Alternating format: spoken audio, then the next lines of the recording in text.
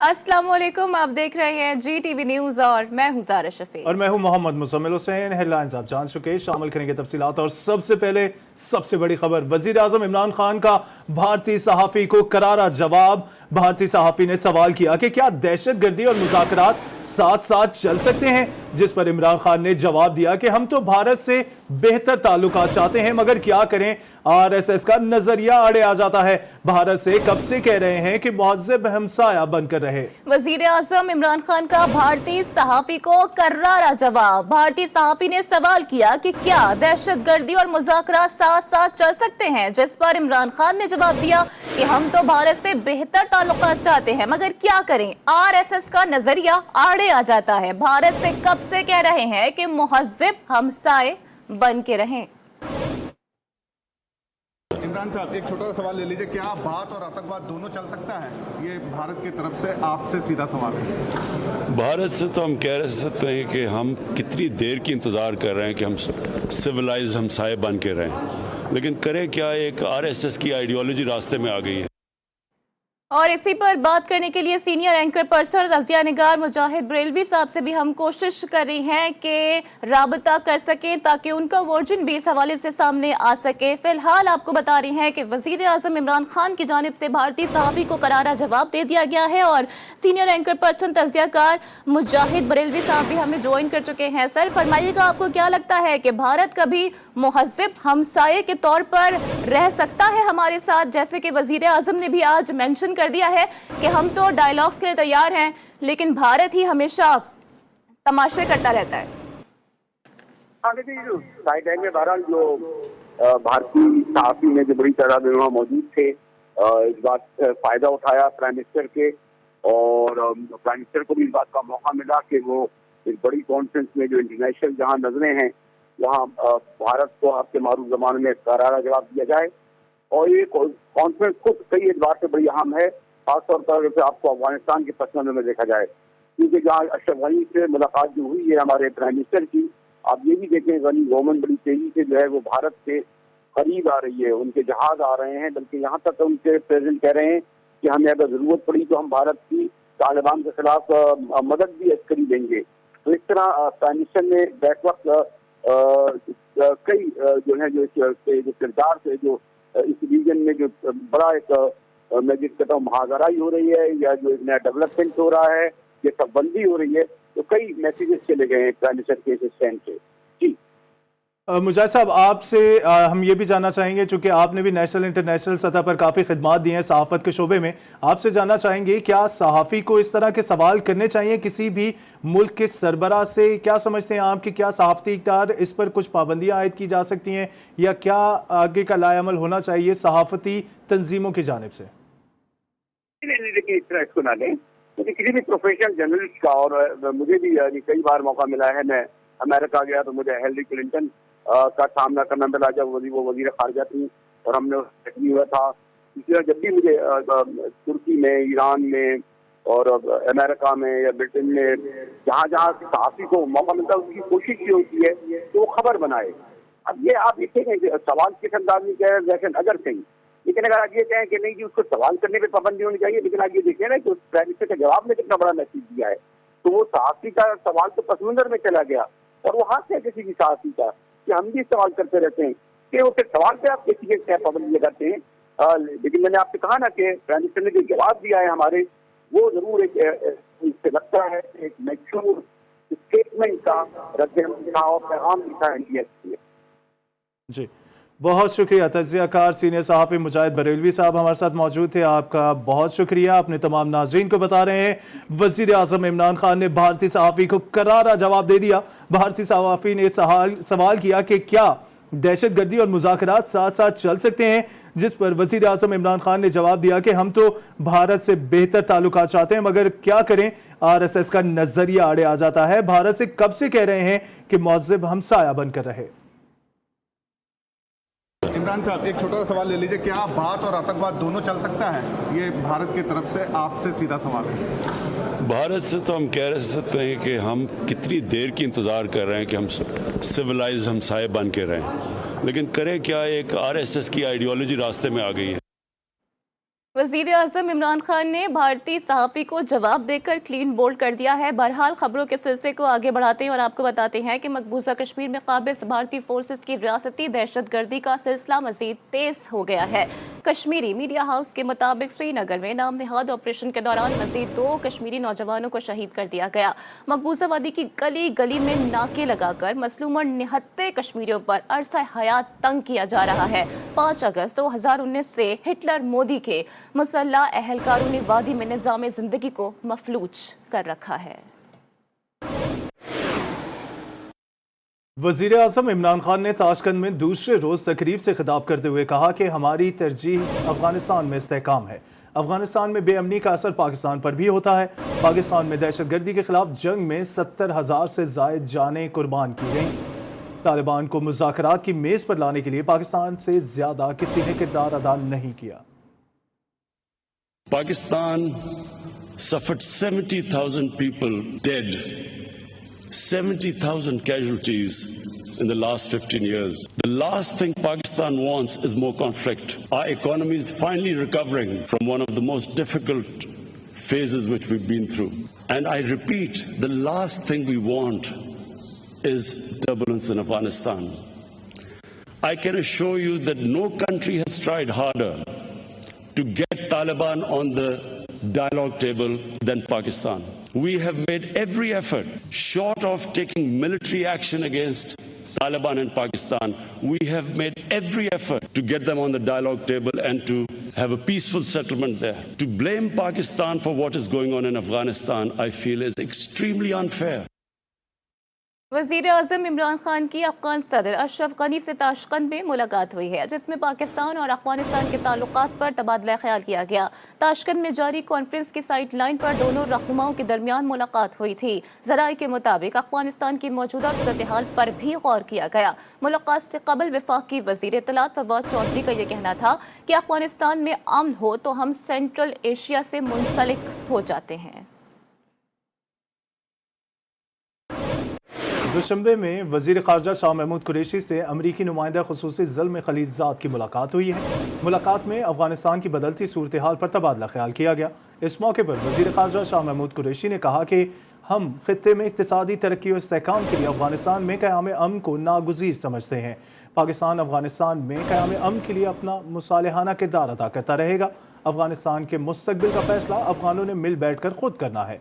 पाकिस्तान अफगान मसले को सियासी हल की हिमायत जारी रखने के लिए पुरअज़्म है।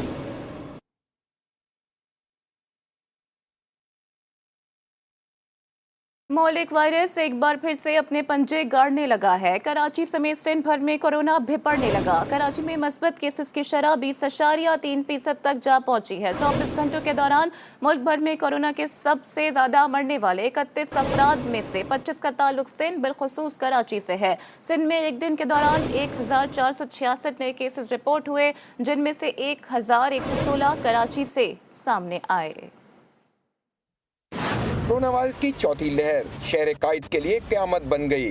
दिन ब दिन अमवात और केसेस में इजाफा होने लगा।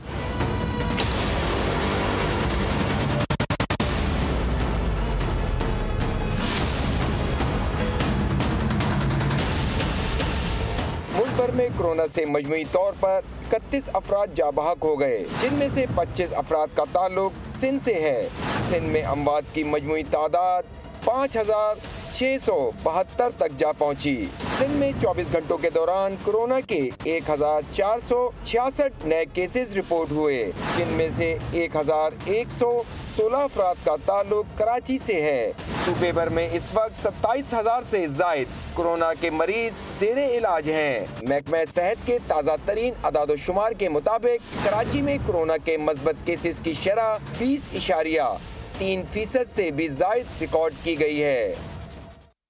और कराची समेत सिंध भर में कोरोना वबा तेजी से फैलने लगी है। कराची में मस्बत केसेस की शरह 20.3% तक जा पहुंची है। गुज़श्ता 24 घंटों के दौरान मजीद 1,466 नए मरीज रिपोर्ट हुए, जिनमें से 1,116 का ताल्लुक कराची से है। हमारे साथ इस वक्त हिरा जकी मौजूद हैं, उनसे मजीद बात करते हैं। हिरा, अपडेट कीजिएगा। सूबाई हुकूमत की तरफ से खतरनाक अदाद-ओ-शुमार सामने आ चुके हैं, अब क्या हिकमत अमली अपनाई जाएगी? जी हाँ, बिल्कुल। कोरोना जो है वो सिंध में तकरीबन खासी हद तक जो है वो फैल चुका है। तकरीबन आज की जो शरह है वो 20.3% रिकॉर्ड की गई है और तकरीबन 1116 मरीज़ हैं जो कि वो उनके केसेस मस्बत रिकॉर्ड किए गए हैं। मैं इस वक्त मौजूद हूँ यहाँ पर खालिक दिना हॉल में, जहाँ पर लोगों की तरफ से भी अगर बात की जाए अगर केसेस की, तो केसेस इस वजह से भी बढ़ रहे हैं क्योंकि लोगों की तरफ से गैर संजीदा रवैया देखने में आ रहा है। शहर में तकरीबन साउथ अफ्रीकन और अफ्रीकन और ब्राज़ीलियन और इसके अलावा जो डेल्टा वायरस है वो सरायत कर चुका है। तकरीबन डेल्टा वायरस के तकरीबन 35 केसेस रिपोर्ट हो चुके हैं और अभी भी मज़ीद केसेस सामने आ रहे हैं। लोगों की तरफ से गैर संजीदा रवैया देखने में आ रहा है, जिसके बाद जो है ना लोग समाजी फासले का समाजी फासला अख्तियार करते हैं, ना ही वैक्सीनेशन को ज़्यादा की तरफ रुझान जा रहा है। लोगों का वैक्सीनेशन की तरफ से खासा रुझान ख़त्म हो गया, जिसकी वजह से कोरोना के जो केसेस हैं उनकी शरह में भी इजाफा होता जा रहा है। जगह जगह जो है कराची समेत सिंध भर में कोरोना दिन ब दिन बढ़ने लगा है। बहुत शुक्रिया हिरा ज़की तफसीलन आगाह करने के लिए। और मुल्क भर में कोरोना की चौथी लहर कहर ढाने लगी है। एक दिन में 31 मरीज जान से चले गए। मस्बत केसेस की शरह 2 माह बाद 6% से तजावुज कर गई। तफसीलात जानिए इस रिपोर्ट में।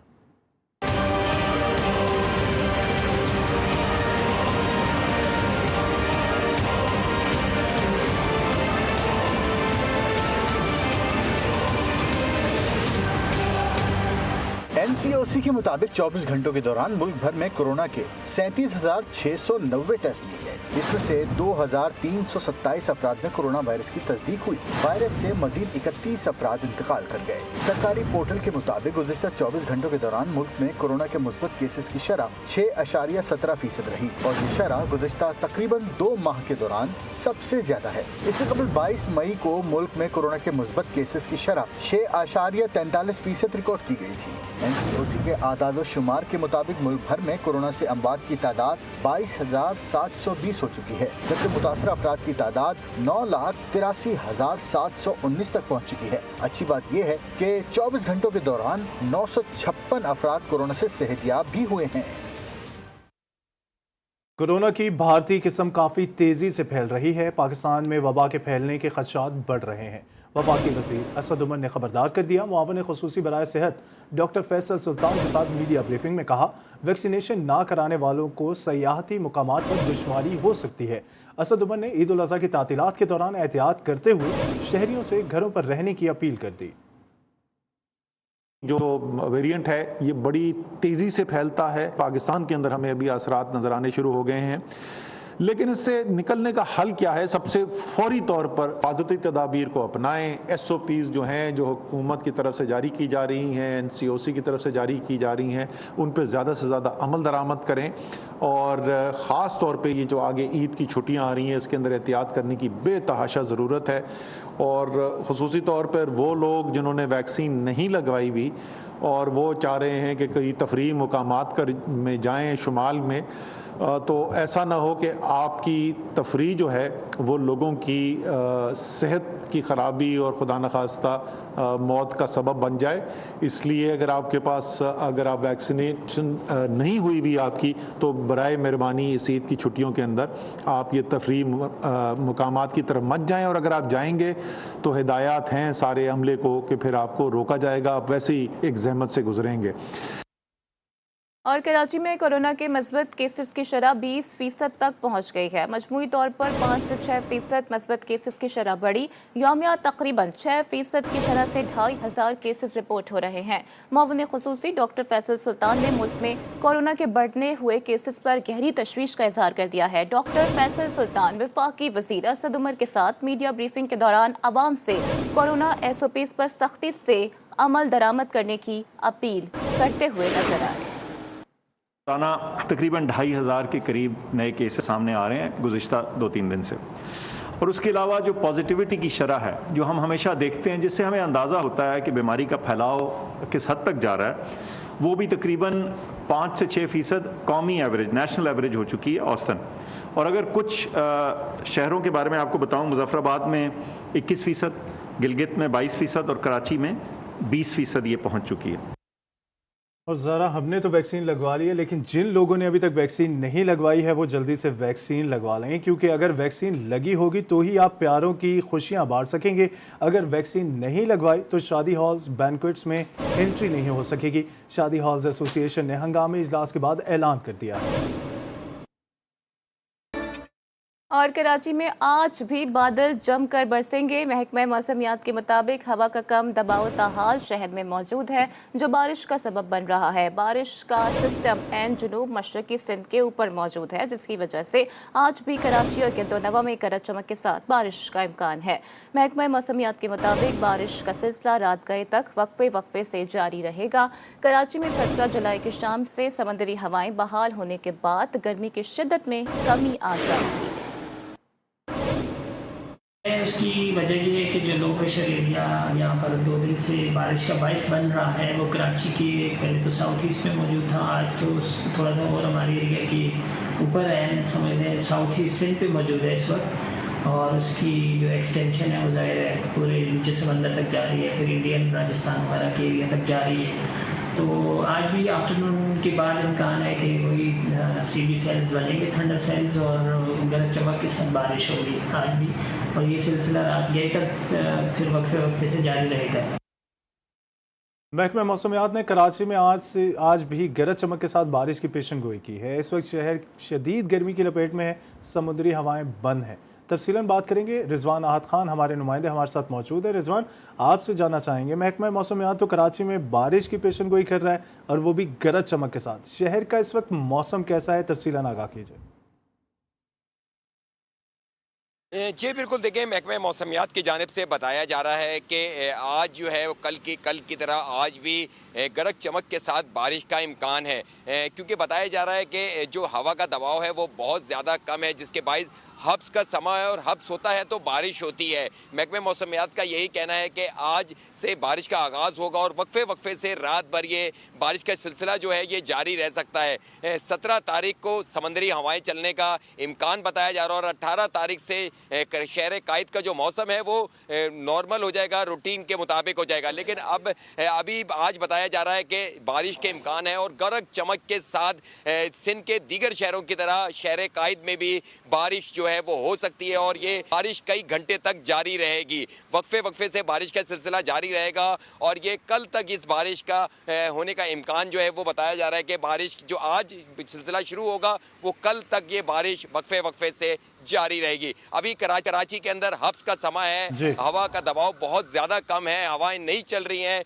और समुद्री हवाएं बिल्कुल बंद है। बारिश का सिलसिला रात गए तक जारी रहेगा, लेकिन इस वक्त कराची में हब्स है और धूप निकली हुई है। रिजवान आहत खान, आपका बहुत शुक्रिया तफसीलात के लिए। और कराची में महज चंद घंटों की बारिशों के बाद सड़कें तालाब का मंजर पेश कर रही हैं। कई सड़कों पर अब भी बारिश का पानी जमा है। सदर से गार्डन जाने वाली सड़क पर पानी खड़ा होने से शहरियों को मुश्किलात दरपेश हैं। तफसीलन जानते हैं शारका कमाल से। Over to you Sharka. जी बिल्कुल, हमारे शहर का ये अलमिया रहा है कि यहाँ थोड़ी सी बारिश होती हैं और सड़कें जो है वो सैलाब की सूरत हाल इख्तियार कर जाती हैं। इस वक्त भी जो है शहर की बेशतर सड़कों पे गुज़श्ता रात बारिश जो है वो 12 बजे तक ख़त्म हो चुकी थी। उसके बाद हल्की हल्की बारिश का सिलसिला जारी रहा।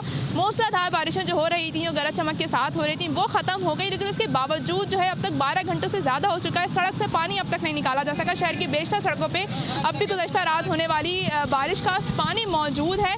मैं इस वक्त जिस सड़क पर मौजूद हूँ वो सदर से गार्डन की तरफ जाने वाली सड़क है। पूरी सड़क इस वक्त जो है वो बारिश के पानी से जो है वो छुपी हुई है। बारिश का पानी मौजूद है। यहाँ से इतनी गाड़ियाँ गुजर रही हैं, वो इतनी ज़्यादा मुश्किलात का शिकार है। बड़ी गाड़ियाँ हो, छोटी गाड़ियाँ हो, फैमिलीज़ जा रही हैं, ख़वातीन जो बाइक पे बैठ के जा रही हैं, उन्हें इतने मस्त हो रहे हैं। छींटे यहाँ से इतनी ज़्यादा पानी है कि गाड़ियाँ गुजरने से छींटे उड़ रहे हैं, लोगों के कपड़े ख़राब हो रहे हैं। उनका कहना है कि यहाँ थोड़ी सी बारिश होती है और ये सूरत हाल हो जाती है। अभी मज़ीद बारिश की पेशगोई की गई है। हम ये कह सकते हैं कि कराची के जो शहरी हैं उनके घरों में तो पानी आता नहीं है, लेकिन सड़कों से पानी जाता नहीं है। सड़कों पर पानी यूँ ही मौजूद रहता है और जो शहरी हैं उनका कहना है कि अभी मज़ीद बारिशों का इम्कान ज़ाहिर किया जा रहा है। जो मज़ीद बारिशें होंगी, गुज़श्ता रात तो फिर भी थोड़ी कम बारिश हुई, उसके बाद ये सूरत हाल हुई कि मज़ीद बारिशों में क्या हाल होगा। जी, सड़कों पर पानी मौजूद है। दूसरी जानिब कराची के इलाके हुसैनाबाद में मुबैना तौर पर करंट लगने से राहिल नामी शहरी जाबाहक हो गया।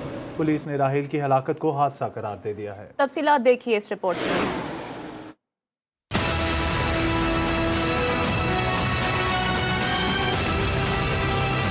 कराची में गुज़िश्ता शब की बरसात के दौरान हुसैनाबाद फूड स्ट्रीट के करीब राहील नामी मोटरसाइकिल सवार पुरअसरार तौर पर हलाक हो गया। राहील की लाश बारिश के पानी में तैरती रही। ऐनी शाहिदीन ने बताया मोटरसाइकिल सवार करंट लगने से हलाक हुआ है। अफसोस की बात यह है कि तेज बारिश में बाहर निकलने वाले राहील की बीवी ने करीबी अस्पताल में बेटे को जन्म दिया। राहील अपने बेटे की सूरत भी न देख सका। मौके पर समाजी रहनुमा जफर अब्बास भी पहुंचे और वजीर आजम, chief justice of Pakistan, army chief से करंट से हलाकत पर नोटिस लेने का मुतालबा किया। किसी का एक बाप था, लेकिन इसके मरने के 10 मिनट बाद इसके बच्चे की विलादत हुई है। इसकी बीवी प्रेग्नेंट थी, सामने गली में अस्पताल में एडमिट थी। करीमाबाद पे दुकान में काम करता था, 15,000 रुपए का। यहाँ से निकला, अपनी बीवी के पास जा रहा था। बच्चे की विलादत होने में 1 घंटा रह गया था। बच्चे के पास नहीं पहुंच सका, यहाँ मरा पड़ा रहा। जस्टिस ऑफ पाकिस्तान जस्टिस गुलजार साहब से मेरी, आर्मी चीफ से गुजारिश है मेरी, इमरान खान साहब से गुजारिश है मेरी, आला हुक्काम से गुजारिश है कि कोई तो आगे बढ़े। पुलिस ने वाकये को हादसा करार दे दिया। पुलिस के मुताबिक मोटरसाइकिल सवार राहील गिरने से सर पर मुबैयन तौर पर चोट लगने से हलाक हुआ है। राहील करंट लगने से या हादसे के नतीजे में जिंदगी की बाजी हार गया, इसकी तहकीकात होना भी जरूरी है। पुलिस ने राहील की मौत रोड हादसे के नतीजे में करार दे दी। मोटरसाइकिल सवार राहील वल्द आरिफ मोटरसाइकिल स्लिप होने के बाइस चोट लगने से जाँ बहक हुआ। राहील की लाश उसके वालिद की सुपुर्द कर दी गई। KPK के शहरी हो जाएं होशियार। महकमा मौसमियात ने बास अजला में इतवार की रात से शदीद बारिशों की पेशगोई कर दी है। मानसून की शदीद बारिशों और तेज हवाओं का नया सिलसिला शुरू होने की भी पेशगोई की गई है। कोयटा के रिहायशी हाथों से महरूम मुसव्विर अली गौहर के फनपारों में रंगों के हसीन इम्तिजाज ने माहिर मुसव्विरी की मात दे दी है। मज़ीद आपको रिपोर्ट करेंगी बुशरा कमर।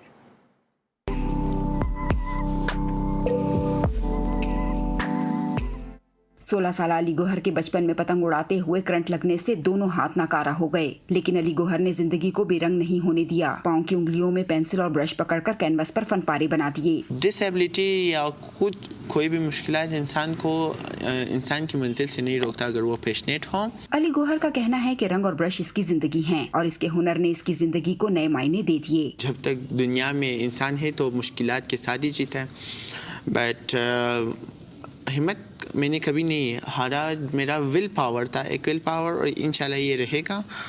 और मेरा आगे भी बहुत प्लानिंग। मुसव्वरी के साथ अली गौहर तालीम में भी किसी से पीछे नहीं। रंगों से खेलने वाला ये आर्टिस्ट साइंस की दुनिया में भी अपना नाम बनाना चाहता है। कैमरामैन फतेह मोहम्मद के साथ बुशरा कमर, GTV न्यूज़, कोयटा। और खेल के मैदान से खबर ये है कि वनडे सीरीज के शिकस्त खुर्दा शाहीन T20 में किस्मत आजमाने के लिए तैयार है। पाकिस्तान और इंग्लैंड के दरमियान पहला T20 आज नॉटिंघम में खेला जाएगा।